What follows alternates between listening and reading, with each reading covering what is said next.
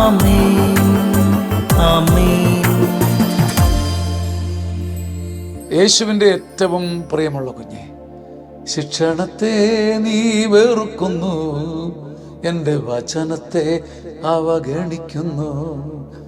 ശിക്ഷണത്തെ നീ വെറുക്കുന്നു, എൻ്റെ വചനത്തെ അവഗണിക്കുന്നു.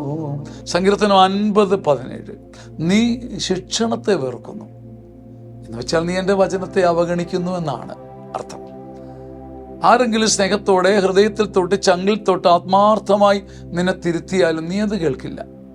മന്ത്രവാദിയുടെ സംഗീതം കേൾക്കാതിരിക്കാൻ ചെവി അടയ്ക്കുന്ന പാമ്പിനെ പോലെ നീ ആരും പറയുന്നത് കേൾക്കാറില്ല. നീ ഒരിക്കലും ശിക്ഷണത്തിന് വഴിപ്പെടുന്നില്ലെങ്കിൽ നീ ശിക്ഷണത്തെ വെറുക്കുമ്പം വചനത്തെ ധിക്കരിക്കുന്നു എന്നാണ് അർത്ഥം. ചിലപ്പോൾ ഏറ്റവും അടുപ്പമുള്ള ഒരാൾ പറയുന്ന ഒരു തിരുത്തലിനകത്തൊരു സ്വർഗം ഉണ്ടായിരിക്കും. ഏറ്റവും അടുപ്പമുള്ള ഒരാൾ പറഞ്ഞു തരുന്ന ഒരു ചെറിയ തിരുത്തലിൽ ഒരു രക്ഷയുണ്ടായിരിക്കും, വലിയൊരു സ്വർഗത്തിൻ്റെ ഗോവണി ഉണ്ടായിരിക്കും. നീ അത് അവഗണിക്കുമ്പോൾ നീ വചനത്തെ അവഗണിക്കുന്നതിന് തുല്യമാണ്. നീ ശിക്ഷണത്തെ വെറുക്കുന്നു. ഒരാൾക്കും നിന്നെ തിരുത്താൻ പറ്റില്ല. സംഗതി നീ വലിയ സ്നേഹമുള്ളവനാണ്, വളരെ ഫാഷനബിളാണ്, എല്ലാം ചെയ്യുന്നയാളാണ്, പ്രാർത്ഥനാ ഗ്രൂപ്പിൻ്റെ ലീഡറാണ്. പക്ഷെ നീ തിരുത്താൻ ശിക്ഷണത്തെ നീ അവഗണിക്കുന്നു.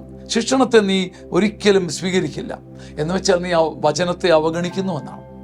ശിക്ഷണം വചനത്തിൻ്റെ അഭിഷേകം തന്നെയാണ്. ആമേൻ, ആമേൻ, ആമേൻ.